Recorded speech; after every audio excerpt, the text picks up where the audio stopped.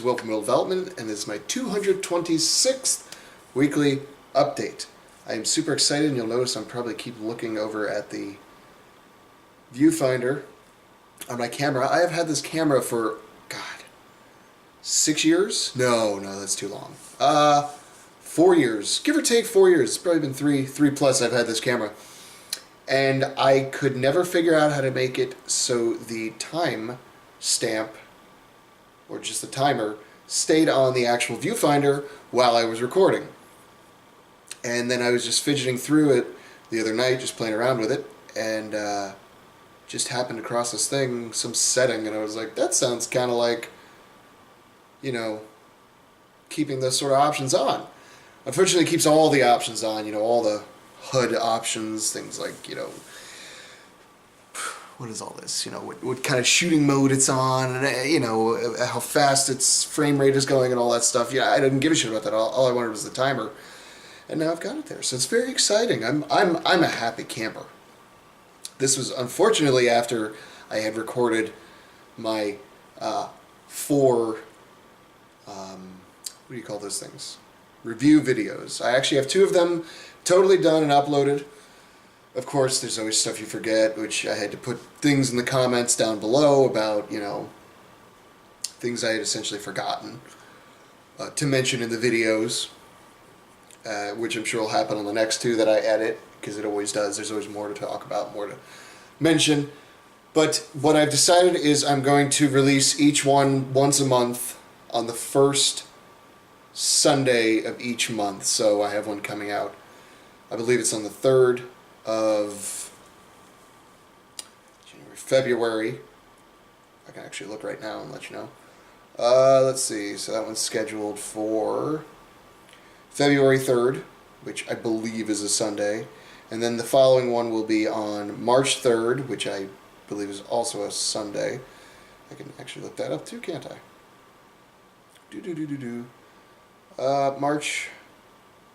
February 3rd is in fact a Sunday, and March 3rd is also a Sunday. So I've got those 2 up. Both of those are actually the Elite FTS products that I have. One being the belt, which is the first one that will be released. The second one is the knee sleeves, which I used for about 3 years. So look forward to those. Be sure you are subscribed so you don't miss those. A little note on reviews of mine. These videos that I do here, the weekly updates, they're just about the only video where it's like a long form video where I do no editing. I just hit record and I talk to the camera, I explain how my week went, that sort of thing, and then I say, what's your excuse? You've been here before, you know how this works. My other videos, I tend to do quite a bit of editing to them. I even go so far as to do like color correcting on them to make them look nicer and all that stuff. I'll do custom thumbnails if I feel so inclined. I'll add corrections. I'll take a 25-minute video like I did with I believe the belt, and cut it down to 14, or I'll take an 18-minute video and cut it down to, I think, 8-ish, like I did with the sleeves, And I cut out a lot of things like ers, ums, ands, that sort of thing. Yeah, so 14 minutes for the belt, 9 minutes for the sleeves. If I wanted to just be a quick review, both of them could have been 5 minutes, but I feel like all the things I talk about and I list in there are important. Things to think about, things to, pros and cons. They're all things to think about, I believe. And that's why I left them in there. If you think 14 minutes is too long for a video, I don't know what to tell you. You can always skip to the end. I might do that in future review videos. Basically put a timestamp down in the description, just saying like, hey, just skip to this if you want my final word on it, that kind of thing. Those are things I can look into doing. So yeah, I do a lot more editing with those. Not even saying the production value is higher, but it does take me more work, which is part of the reason why it takes me so long to do them, and why I don't necessarily avoid them. I just need to prepare for them by like sitting down, writing out notes and things like that. These videos I do, the weekly updates, I don't need notes on this. I remember mostly what I did this week in training, and then even now I don't necessarily have to because I have the week of videos that come out every Wednesday, and those cover what happened during the week. So I don't really need to do a lot to these videos, and I honestly, usually I'm doing them Friday night after the gym, and it's usually after 9 or 10 when I start, so I'm tired from work all day. So I don't want to spend 2 hours editing this, cutting out the ers and the ums and, making sure it looks pretty and all that stuff. So this is the rawest form of updates that I have here, or video in general. All my other videos are relatively highly edited and usually planned out. This isn't planned. I just hit go, and if I like it, I keep it. If I don't, I start back over. With all the nitty-gritty left in it. I think you get the idea of what I'm saying here. So if you're looking for slightly more production value, you're going to get it in the review videos. You're going to get it in any of the other videos that I do. I mean, technically speaking, even the week of videos have more production value. I don't do anything like color correcting or anything like that. But I mean, like, I'll drop the borders on the top and bottom so it looks a little more cinematic, that kind of thing. I do that extra little stuff to more edited videos. But to give you an idea of how long it takes to do one of those videos, from start to finish, for those 2 videos, we're going on 6 days now. Granted, that is not 100% work time. That's not even close to work time at all. If we just took actual man hours of work where I was actively doing something, the actual hours are probably something more like 3, maybe 4 hours of actual work between recording and editing. I'm not going to count the hours where I had nothing else to do but sit there and wait for it to render, that sort of thing. That stuff doesn't count to me in terms of man hours. I'm not actively doing something. They're not active man hours. And uploading, I'm not going to count that either. But yeah, I mean, it was 6 days, and I've only got 2 of them done because I have to sit down for 3 hours. And basically what I did was Wednesday, I came home and I had 1 more to record, and I wasn't training that night, so I had time, and I filmed 20 minutes, 30 minutes, give or take, and then I had from about 6 and about till 9 o'clock, I was editing and just putting it all together finally around 9 and uploading it. And then Thursday, I went straight to editing, and I wasn't done uploading until almost 10. So these things take time, so I appreciate patience with these things, on top of the fact that, of course, as you know, I like to have products for give or take a year before I do a review on them, so I have a better idea of quality. So big long rant about the channel and how everything's going. So essentially, 2018, I had 4 videos every month, assuming there was 4 weeks in each month. Now I have 9 videos in each month because I have 2 every week and 1 extra on the first Sunday. So for the next 4 months, you'll be getting 9 videos every month, which is, quite an increase from last year. I'm looking to do more content. I'm probably going to start doing some more filming around the gym, getting more ideas from there.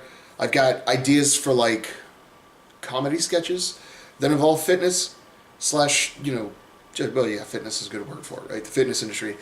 I've always had like jokes and stuff in my head, and believe it or not, I'm actually kind of a funny guy, I've been told. That's kind of cocky, I guess, right? But look, the bottom line is I've got ideas for things to do. I've got another idea that I'm still planning on doing, maybe.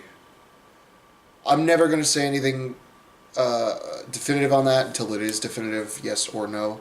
So just, bear with me, yada yada. The bottom line is, this week went pretty good.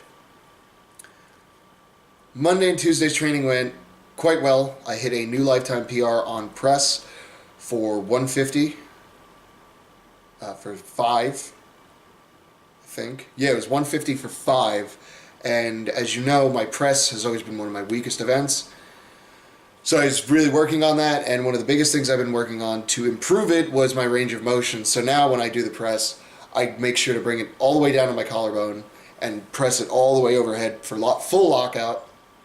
In addition, I make sure I'm stopping. I'm not rebounding really hard out of the bottom. I'm actually coming here. I don't always take the full second to stop and reset, but I will come down and pause for at least a second. That way the rebound is not as powerful, therefore increasing my strict press strength. I'm looking by the end of this 10 weeks, which will be in about 4 more weeks I think I've got left on it. I'm hoping to be strict pressing somewhere around 180. I mean, if I'm doing 150 for 5, the numbers are getting pretty close. And honestly, that 150 for 5 still wasn't even that bad. I felt strong. I felt like I had at least 2 more in me. Let's see, let's do a quick 1 rep max. 150 for 5 puts my estimated 1 rep max around 170. Now that would be a strict press. If I could strict press it says 173. If I could strict press 173, absolutely I could push press way more. But we'll see how it goes. I mean, just because that's where my numbers are today doesn't mean that's where they will be. Squats went really good. One of my the guy who runs my gym, he's one of my best friends, and he's been sort of rehabbing himself, and he just started squatting again earlier this month, and we actually got to squat for the first time together in probably about 3 months. Just the way things actually it's been longer since him and I squatted together. And he gently suggested that I should go up in weight. I was doing sets of 5, and I was planning on stopping at 275 or like 290 or 280, something like that, and we ended up going to 295, and I hit my set of 5 for that. Now granted, if I had gotten that set on film, you would have seen how I narrowly avoided disaster, because on my first rep, it went pretty good. And then on my second rep, I went forward, then I went back, and then I got out of the hole, and I managed to survive it. And I should have re-racked it, but I was like, no, fuck that, keep going. You're obviously strong enough to handle this weight because you almost died, but you saved yourself. And I hit my other 3 reps, and it was all fine. Tweaked my back slightly, fucking up like that on my second rep, but life goes on. And then I deadlifted tonight. I believe I hit 325 for 5. Honestly, they looked like shit by my new standards. I mean, 7 out of 10 maybe, 6 out of 10. Because although I did round, once I locked in, it stayed locked in. After the rounding, I just could not tighten up tonight. And it was with every single, I mean, I was hitting 225, and my body would just kind of bow just a little bit. You know, tonight just was not a good night for it, but I had to do the work, and I was determined to do that weight. I mean, it wasn't rounding enough to the point where I was like, I'm going to hurt myself. And honestly, not every rep looked that bad. Like the first and second rep looked kind of rough, and then the third and fourth rep looked better, and then the 5th rep looked, you know, like a combination of the two. Nothing was crazy unbalanced. You know, it is what it is. I've been rambling too long. This video is too long. I appreciate everybody who watches. Be sure to subscribe so you can check out the TWO videos, my 2 videos, the week of videos that come out every Wednesday at 1 a.m. That's just so everybody can see them by the end of the day. It's just some random time I chose. But so you can see those videos where you'll actually see footage of my training. Again, I'm working on getting more film of my squats. It's just one of those things where the gym is so goddamn busy.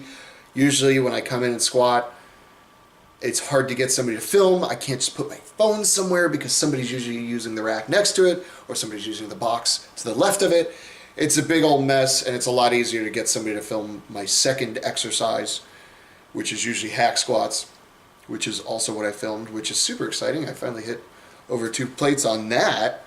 I don't know why that hack squat just gives me so much gripe, but it really does, which is good because that means it's something I need to work on. And I have been.